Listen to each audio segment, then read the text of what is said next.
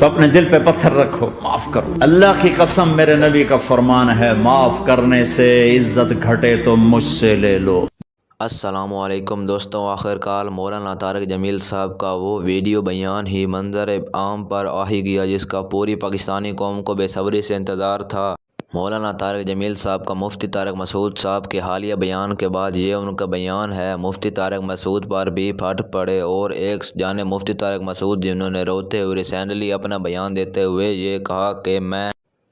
اب ہمیشہ کے لیے پاکستان چھوڑ رہا ہوں، کیونکہ اب میں پاکستان نہیں آ سکتا، کیونکہ پاکستان میں آنے سے میرے ساتھ کچھ بھی ہو سکتا ہے۔ اس طرح سے جنید جمشید کے ساتھ بھی جب وہ ایئرپورٹ پر پہنچے تھے تو ان پر بھی جس طرح سے تشدد کیا گیا تھا اور ان کو بھی گستاخ رسول بنانے کی کوشش کی گئی تھی، اور اسی طرح سے مفتی طارق مسعود کے خلاف بھی طرح طرح کے فتوے لگائے جا رہے ہیں۔ لیکن آج مولانا طارق جمیل صاحب کے ریسنٹلی وائرل بیان نے ثابت کر دیا کہ مفتی طارق مسعود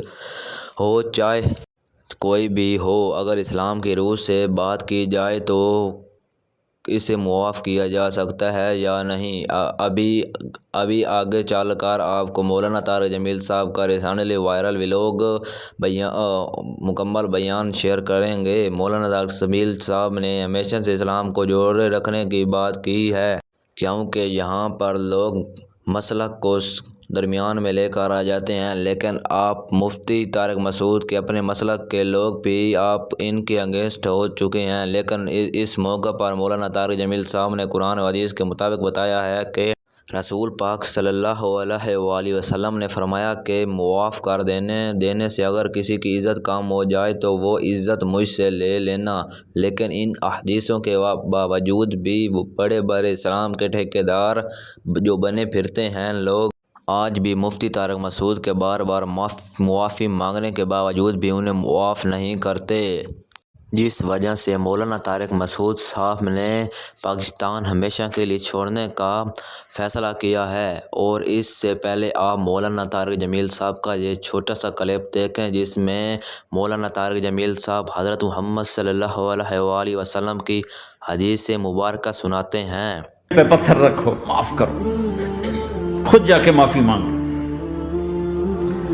چاہے جتنا اس میں تمہیں زور لگانا پڑے مانگو۔ اللہ کی قسم میرے نبی کا فرمان ہے، معاف کرنے سے عزت گھٹے تو مجھ سے لے لو۔ تو جی دوستوں،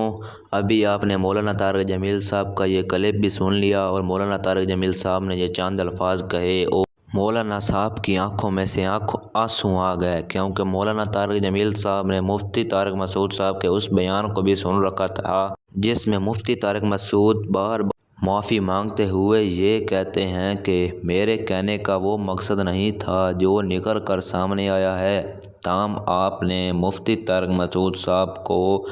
معاف کیا ہے یا نہیں، کمنٹ باکس میں آپ نے ضرور بتانا ہے۔